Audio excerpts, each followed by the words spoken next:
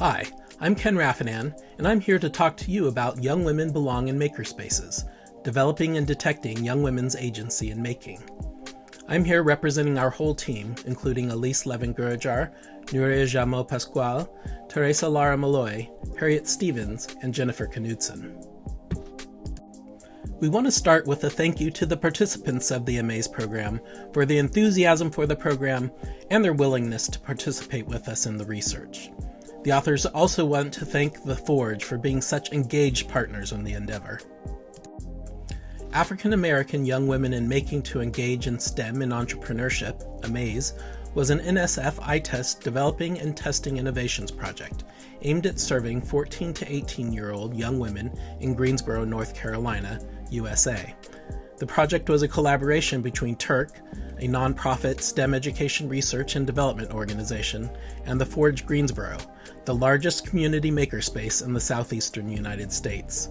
Through participatory design research, we engaged youth in making and entrepreneurship activities, emphasizing STEM disciplinary practices to amplify their agency while building their engagement and skills in STEM and their awareness of STEM career pathways. Participants learned how to design, build, and pitch products with guidance from designers, makers, and entrepreneurs. We want to share with you some reflections from Sierra, a young woman who created a resin project during the Amaze program. It brings me joy turning my phone over and then making this whole piece that I know that no one else in the world could basically remake because of how different epoxy is. It kind of makes it all a little bit more. Gives it a little bit more work to me. Yeah. The other one that I made, that one was a little bit separate from the photo card. I kind of had two different people in mind when I made it. When I made this one, I was thinking of my friend who likes K-pop, and when I made this one, the flowers and the and all of the greenery that I used reminded me of like Taylor Swift. And like with the pop of color and all that jazz, it made me think of my other friend who's a big Swiftie. I like this project a lot because it has a lot of like creativity and uniqueness with it. You know, you could all be given the exact same materials and everyone could create something completely different. Okay. And so, what do you like about that? I like it because you can express your individuality and you can basically bring yourself into your piece, and then your piece is an extension of you. As Conrad and colleagues wrote in 2019, participatory design is an essential design strategy for creating artifacts and experiences that reflect the voices of the population being designed for and with. There were three primary teams of co-designers in Amaze: the researchers from Turk, the facilitators from the Forge, and most importantly, the participants. All played key parts in developing the program as it was implemented. At a programmatic level, three main factors contributed towards the program reflecting the youth's STEM and making-related interests.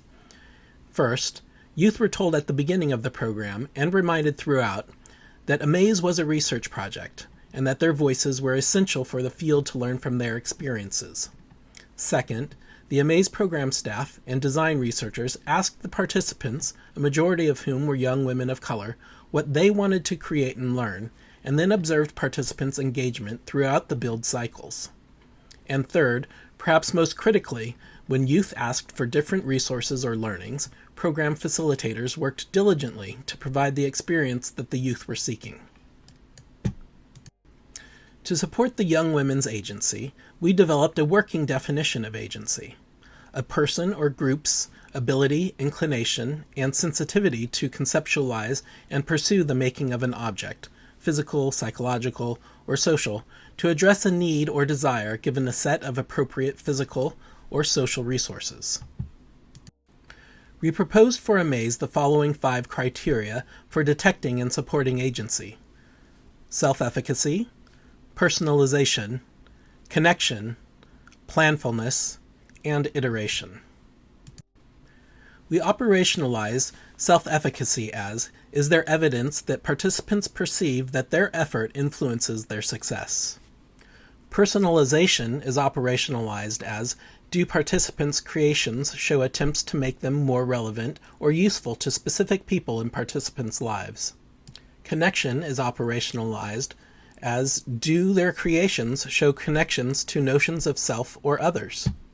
Planfulness is operationalized as, do their creations show evidence that they were pursued based on some plan or design?